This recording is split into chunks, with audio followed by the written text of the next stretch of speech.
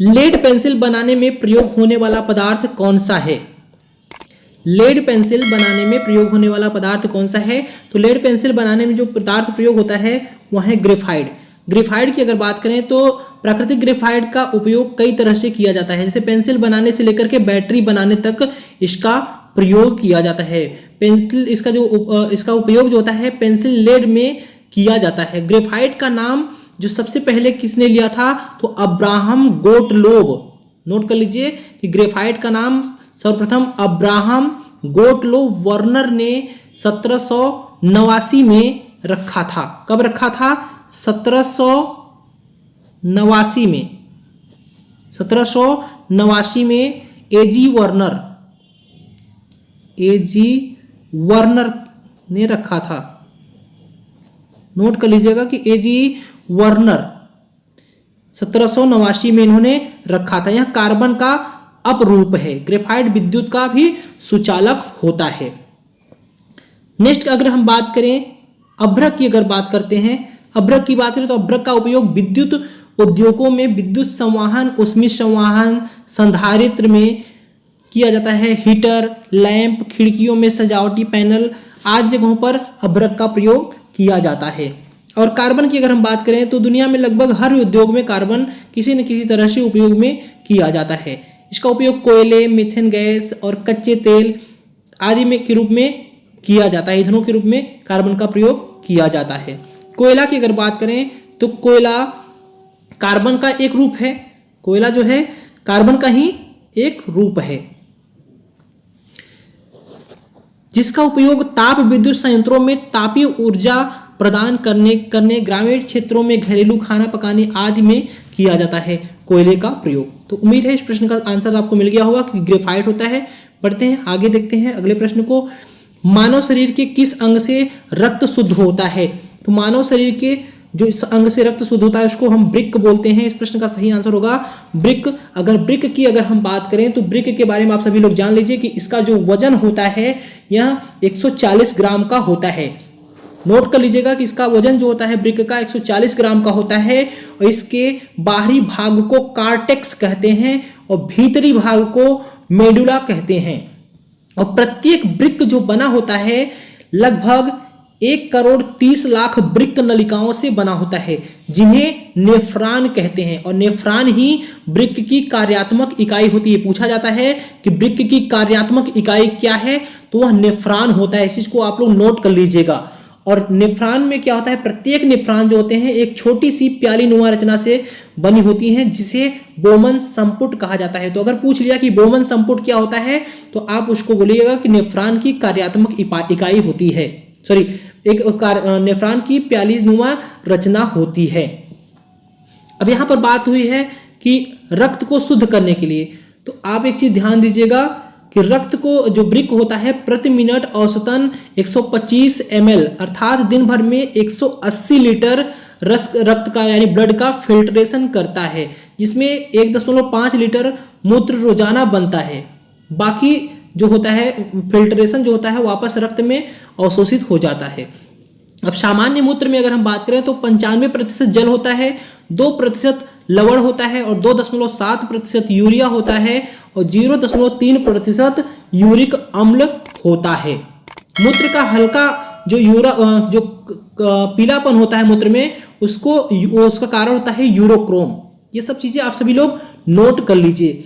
और अगर हम यकृत की बात करें, हृदय की बात करें तो हृदय क्या होता है, हृदय का भार जो होता है लगभग 300 ग्राम का होता है और यह शरीर का सबसे व्यस्त अंग होता है। शरीर का सबसे व्यस्त अंग होता है हृदय।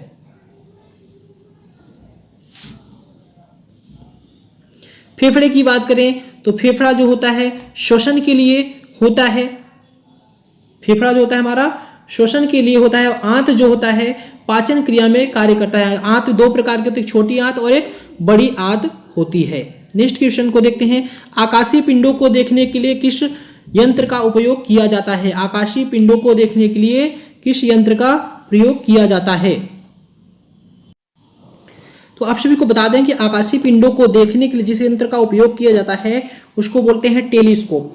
अब टेलीस्कोप की अगर हम बात करें तो टेलीस्कोप क्या होता है, यह उपकरण जो होता है दूर की वस्तुओं को स्पष्ट देखने में सहायक होता है, दूर की वस्तुओं को स्पष्ट देखने में सहायक होता है। माइक्रोस्कोप की बात करें तो ये छोटी वस्तुओं को बड़ा करके देखने में सहायक होता है। जिन वस्तुओं को आंखों से नहीं देखा जा सकता उन्हें इस उपकरण से देखा जा सकता है। पेरिस्कोप की अगर हम बात करें तो पनडुब्बी होते हैं उनके द्वारा यह उपयोग किया जाता है। पनडुब्बी क्या करते हैं, इसकी सहायता से पानी में डूबे हुए वस्तुओं को पानी के ऊपर का दृश्य दिखाई पड़ता है, पानी के ऊपर से इसको देख पाते हैं।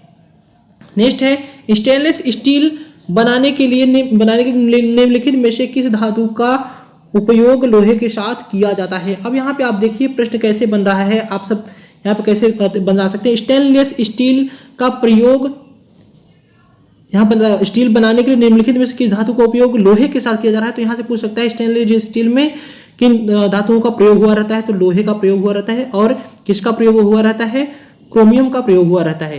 यहाँ से आपके देखिए दो प्रश्न बन जाएंगे कि स्टेनलेस स्टील किससे बनता है, तो लोहा और क्रोमियम से बनता है।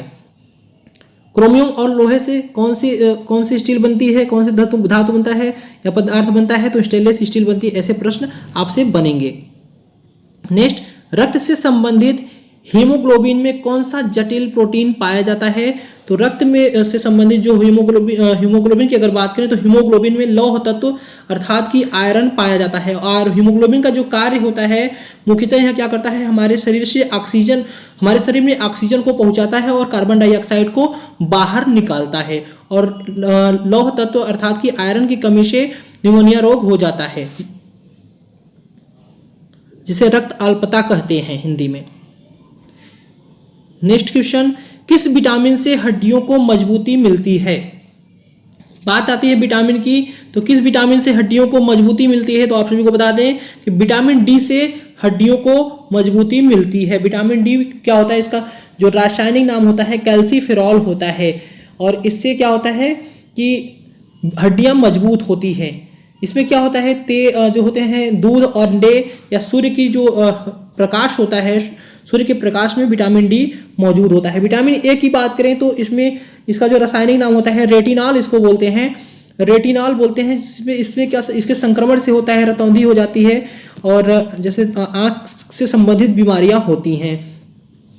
और अगर विटामिन बी की हम बात करें तो विटामिन बी में vitamin B1, B2, B3, B5, B6, B7, B11, B12 तक के विटामिन हैं, जिसमें मुख्य आपसे अगर बी की सिर्फ बात करें तो उसको थायमिन बोला जाता है, जिससे बेरी रोग होता है।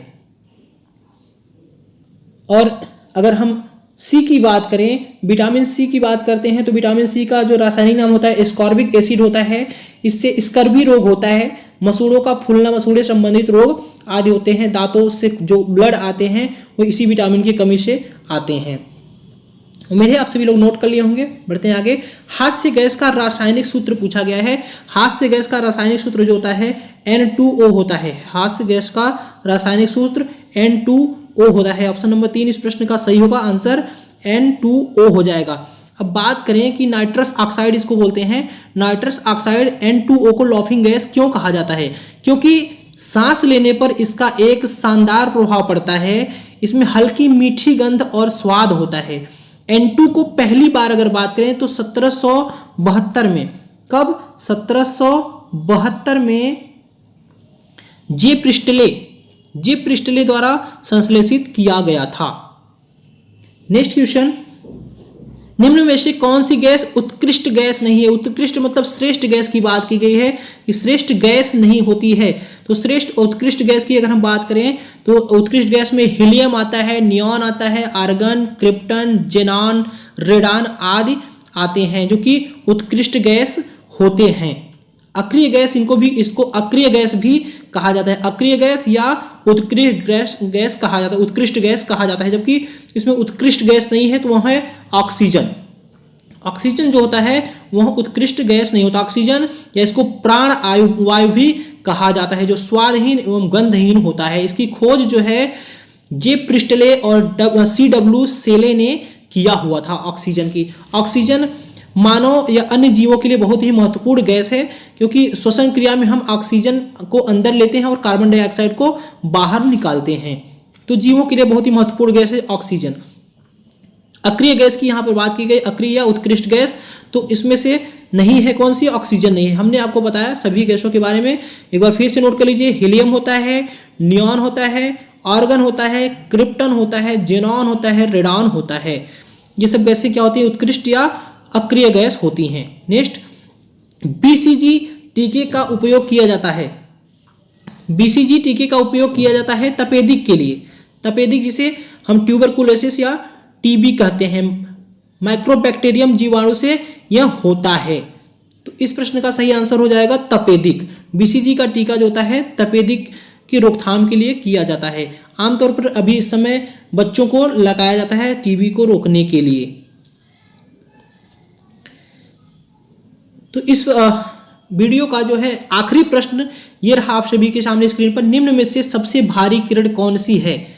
तो सबसे भारी किरण की अगर हम बात करें तो सबसे भारी किरण जो है अल्फा किरण होती है।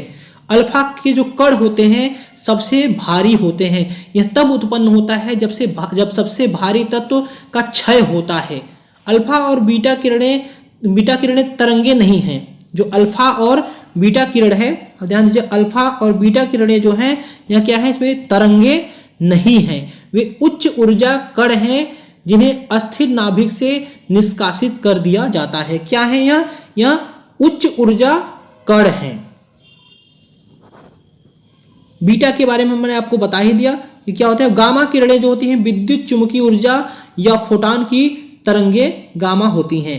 एक्स किरणों के बारे में आपको पता है, एक्स किरणें जो होती हैं जिसे हम एक्स रेज कहते हैं, जो हड्डी की फ्रैक्चर होती है तो वहां पे क्या होता है, एक्स किरणों के द्वारा ही वहाँ उपचार किया जाता है। एक्सरे जो हम लोग निकलवाते हैं वो एक्स किरणों के माध्यम से ही होता है। तो उम्मीद है कि वीडियो आप सभी को पसंद आई होगी। अगर वीडियो पसंद आई है तो लाइक करिएगा, दोस्तों के साथ शेयर करिएगा, और अगर अभी तक चैनल को सब्सक्राइब नहीं किया है तो चैनल को सब्सक्राइब करिएगा, जिससे हमारे चैनल पर आने वाले इंपॉर्टेंट वीडियो के नोटिफिकेशन आप सभी को मिलते रहें।